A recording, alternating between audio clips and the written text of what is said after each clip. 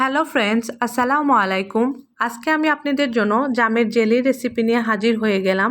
বাসায় কিভাবে কালার এবং কেমিক্যাল ছাড়া পারফেক্ট জামের জেলি তৈরি করবেন সেটাই শেয়ার করব।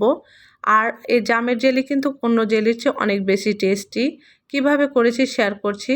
তার জন্য দেখেন 250 গ্রাম জাম আমি ভালো করে ধুয়ে নিয়ে নিয়েছি। যে পাত্রে আমি জাল করে নিব সেই পাত্রেই আমি জামগুলো নিয়েছি। এখন 250 গ্রাম জামের জন্য আমি 3 কাপ পানি দিয়ে নিচ্ছি।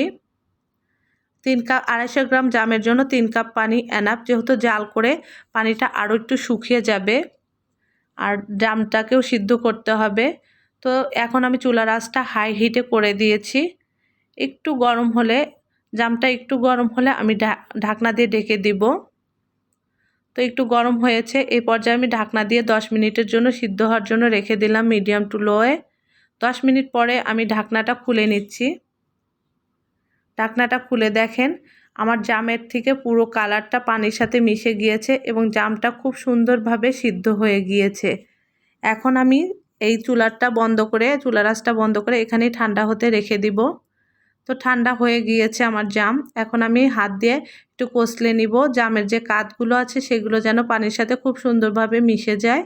এখন আমি একটা পাতলা কাপড়ের সাহায্যে আমি এটাকে সেঁকে নিব।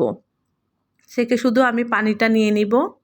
তো আমি সেঁকে নিয়েছি একটা পাত্রে, আমি ওই পানির রসটা নিয়ে নিলাম। আমি 3 কাপ পানি দিয়েছিলাম জাল করে, এটা 1.5 কাপ হয়ে গিয়েছে। আর 1.5 কাপ পানির জন্য আমি 1.5 কাপ চিনি দিচ্ছি। আসলে জেলিটা একটু মিষ্টি না হলে ভালো লাগে না, যেহেতু রুটি বা আমরা হলো ব্রেড দিয়ে খাই, সেজন্য একটু মিষ্টি মিষ্টি হলে ভালো লাগে। তারপরও আপনাদের ইচ্ছা অনুযায়ী আমি 1.5 কাপ চিনি দিয়ে দিয়েছি। এখন এটাকে আমি জাল করে নিব। এটাকে আমি জাল করে একটু চিনি গলে যাবে এবং তারপরে একটু জাল হবে, আমি একটু জাল করে নিচ্ছি। যারা একটু সময় নিয়ে এটাকে জাল করতে হবে। তো দেখেন আমার এই জামের মিশ্রণটাকে কিন্তু বলক চলে এসেছে, সুন্দরভাবে জালও হয়ে গিয়েছে। তো এই পর্যায়ে আমি যেটা করব, 1 চামচের মতো আগার আগার পাউডার দিয়ে দিচ্ছি।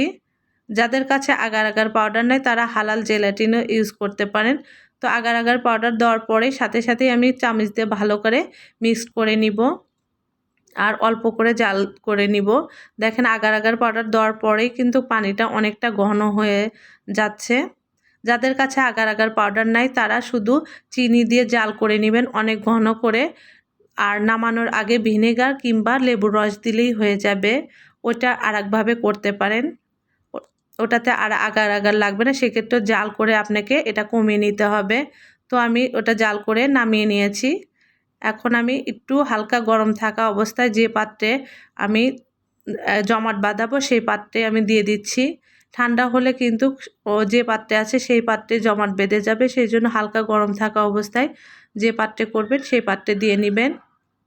তো আমি দিয়ে নিচ্ছি, দেখেন আপনাদের ইচ্ছা অনুযায়ী আপনি দিয়ে নেবেন। আমি 3টা জারে দিয়ে নিয়েছি। এখন আমি এটাকে ঠান্ডা করব, বাইরে রেখে 2-3 ঘন্টা রাখলে ঠান্ডা করতে, আর যদি আপনারা চান ফ্রিজেও ঠান্ডা করে নিতে পারেন।